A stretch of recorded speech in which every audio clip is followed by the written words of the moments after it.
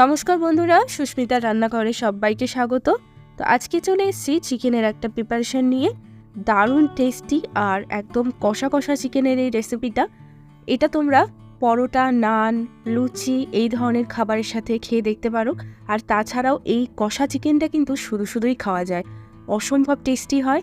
তাহলে চলো আজকে কষা চিকেনের এই রেসিপিটা দেখে নেওয়া যাক। তো সবার প্রথমে দেখো, আমি একটা কড়াইয়ের মধ্যে দিয়ে দিচ্ছি সর্ষের তেল। এই রান্নাটা কিন্তু আমি সবসময়ের জন্য সর্ষের তেলেই করি, আর তেলের পরিমাণটা এখানে একটু বেশি দিতে হবে। তো তেলটা ভালো করে গরম করে নিতে হবে। তো এখানে দেখো তেলটা ভালোভাবে গরম হয়ে গেছে। এবার এখানে আমি নিয়ে নিয়েছি কিছু গোটা গরম মশলা, যেমন একটা দারচিনি, 4টে মতো এলাচ, 5-6টা লবঙ্গ, আর নিয়েছি হাফ টিস্পুন মতো গোটা জিরে। এগুলো তেলের মধ্যে দিয়ে দেব। এবার এর মধ্যে আমি দিয়ে দিচ্ছি পেঁয়াজ। এখানে আমি নিয়েছি 4টে মিডিয়াম সাইজের পেঁয়াজ। তো পেঁয়াজগুলোকে এখানে আমি একটু বড় বড় করে কেটে নিয়েছি। তো এবার এই পেঁয়াজগুলোকে আমাদের একটু ভেজে নিতে হবে। তো পেঁয়াজটাকে একদম কড়া করে লাল করে ভাজবো না, একটুখানি লাল লাল করে হালকা নরম করে ভেজে নিতে হবে।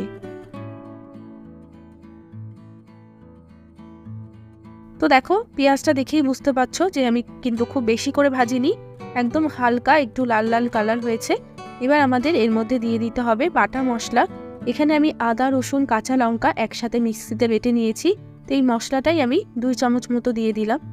মশলাটাকে আমাদের 3 থেকে 4 মিনিটের জন্য একটু তেলের মধ্যে ভেজে নিতে হবে।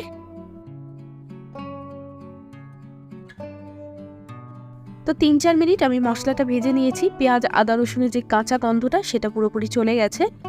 এবার এর মধ্যে আমি দিয়ে দিচ্ছি শুকনো মশলা, যেমন দিয়ে দিচ্ছি স্বাদ অনুযায়ী লবণ, আর দিয়ে দিচ্ছি হাফ টিস্পুন হলুদ গুঁড়ো, হাফ টিস্পুন দিয়ে দিচ্ছি কাশ্মীরি লঙ্কার গুঁড়ো, আর দিয়ে দিচ্ছি হাফ টিস্পুন মতো জিরের গুঁড়ো।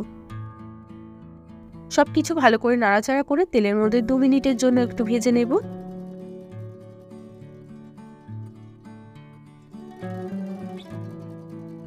তো এবার এর মধ্যে আমি দিয়ে দিচ্ছি চিকেন। আমি এখানে 1 কিলো চিকেন নিয়েছি। তো চিকেনটা দিয়ে মশলার সাথে খুব ভালো করে একটু নাড়াচাড়া করে নেব। এবার এটাকে ঢাকা দিয়ে একদম লো আছে 5 থেকে 6 মিনিটের জন্য রেখে দেব।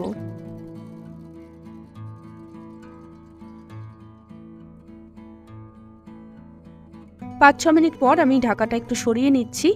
তো দেখো, চিকেনটার থেকে কিন্তু হালকা একটু জল বেরোতে শুরু করে দিয়েছে। এবার এর মধ্যে আমি দিয়ে দিচ্ছি একটা ছোট সাইজের টমেটো কুচি। টমেটোটা দিয়ে ভালোভাবে চিকেনের সাথে এইভাবে নাড়াচাড়া করে মিশিয়ে নেব। তারপর আবার ঢাকা দিয়ে মোটামুটি 2 থেকে 3 মিনিটের জন্য রেখে দেব। এই রান্নাটা পুরোপুরি আমাদের ঢাকা চাপা দিয়েই করতে হবে, কারণ চিকেনটা আমরা যেহেতু একদম কষা কষা করব, তাই জন্য কিন্তু চিকেনটা ভালোভাবে সেদ্ধ হয়ে যাবে ঢাকা চাপা দিয়ে রান্না করলে। তো আমি এবার 2 মিনিট পরে ঢাকাটা খুলে নিলাম। তো দেখো, চিকেনের থেকে এবার বেশ খানিকটা জল কিন্তু বেরিয়ে গেছে। চিকেনটাকে খুব ভালো করে এইভাবে একটুখানি কষিয়ে নেব।